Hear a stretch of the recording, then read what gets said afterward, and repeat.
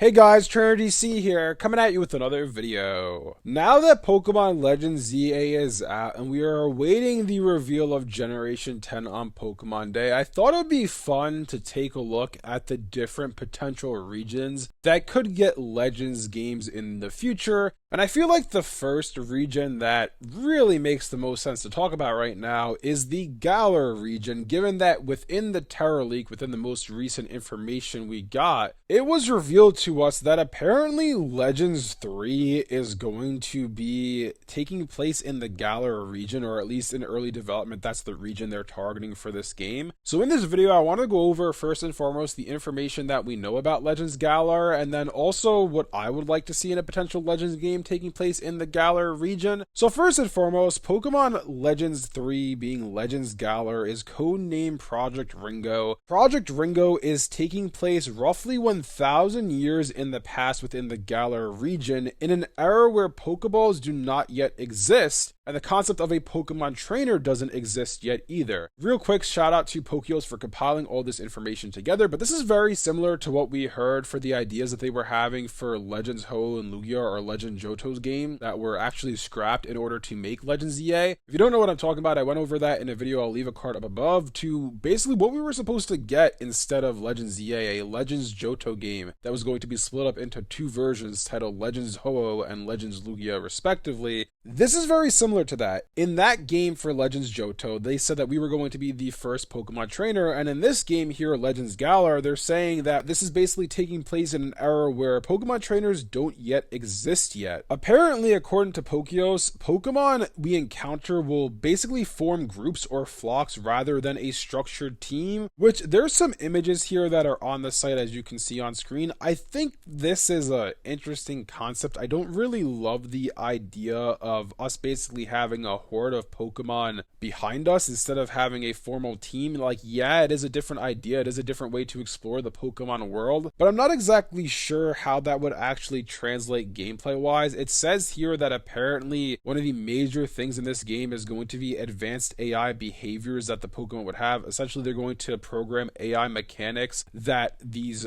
Pokemon that are within the horde that we're not controlling directly would basically use some smart AI features to attack Pokemon or aid you in battle. And again, to me, I'm not exactly sure how that would be in game to play. I feel like that's not exactly fun. It just sounds like nothing to me. I feel like it'd be much more fun for the player to actually have to strategize and find a way to use these different Pokemon that they have at their disposal, as opposed to basically an AI, let's say every 3 seconds does a move without you being able to control it. Like, I don't think that would be really all that fun to me. You're not playing the game at that point. You're just watching a movie essentially. But apparently these group-based interactions with the Pokemon are meant to support you during your giant Dynamax Pokemon battles, which are basically going to be your raids, if you will, or your, think of in Legends ZA how we had the Rogue Mega Evolutions. It's basically going to be that, or your Noble Pokemon in Legends Arceus, but we're going to have these giant Gigantamax or Dynamax Pokemon that we're going to have to quell. And you can see there's a gameplay image here of a Gigantamax Colossal that we're fighting, and basically, supposedly, these Pokemon in our group are going to use AI to emphasize scale, positioning, cooperation, and emergent behavior driven by a physics system in game. Again, to me, that doesn't really sound fun. It just sounds like we're not really doing much of anything outside of controlling the one Pokemon we have at our disposal. These other Pokemon are kind of just doing their own thing, but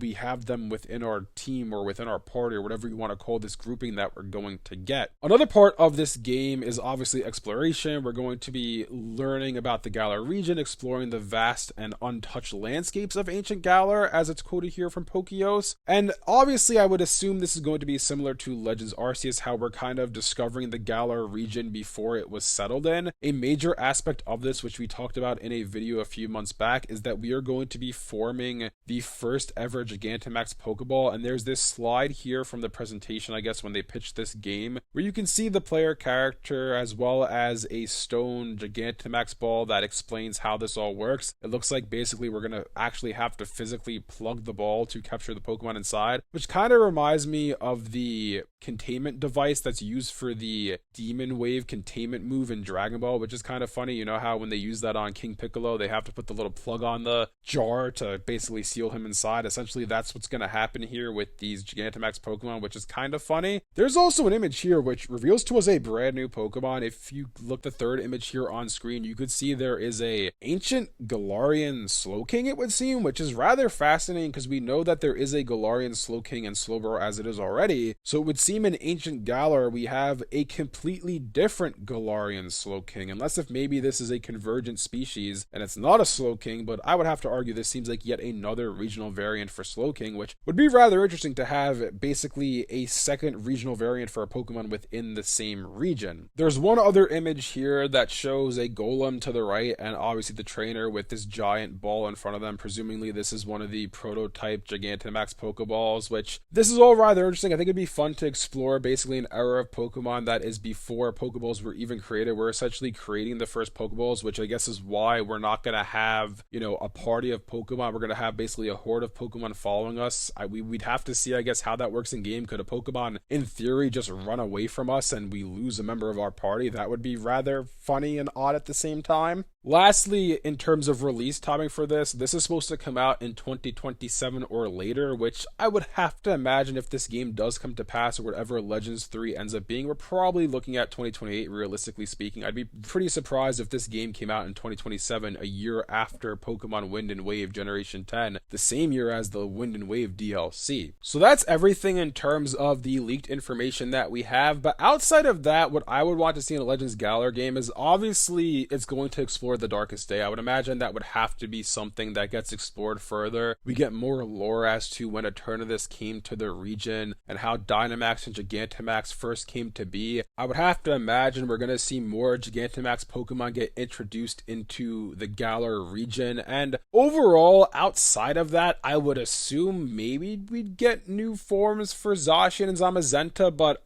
they might just end up getting Gigantamax forms, which I really hope isn't the case. I hope we actually see some brand new origin-like forms or primal forms for those Pokemon before they got basically debuffed. Because if you guys remember in the original Sword and Shield, when we find Zacian and Zamazenta in that beginning area, that forest, I forgot what it was called, but basically they don't have their Sword or Shield respectively, and they're kind of in a powered down state. When we give them the Sword and Shield, they power up and become the Zacian and Zamazenta that we see on the covers of Sword and Shield respectively. What if this is at a time before they needed the Sword and Shield to get powered up? What if this is a time where they had more power, their primal forms, if you will, or their origin forms, that we see a more buffed up and powerful Zacian and Zamazenta than the ones we even see in Sword and Shield in the modern era? Overall, I think this is a really interesting region to explore next in a Pokemon Legends game. It is a surprising one because I really feel like obviously next everyone wants to see a Legends Unova, which we'll talk about that game in the future because people want to see the original Dragon, and I feel like when you think of a logical Legends game to do next, this wasn't on my radar. Like, Legends Galar was not a game that I would have imagined coming at any point in the near future because we just got Sword and Shield in 2019. I would have never imagined us getting a revisit to the Galar region until at least the 2030s, if not even the 2040s. Like, it'd be insane to me if in 2028, 9 years after, or even 2027, 8 years after the release of Sword and Shield, we're already revisiting the Galar region. Like, that's kind of crazy to be saying. But yeah, that's all we know about Legends Galar from the leak, and the additional things I would want to see is, yeah, just more Gigantamax Pokemon's a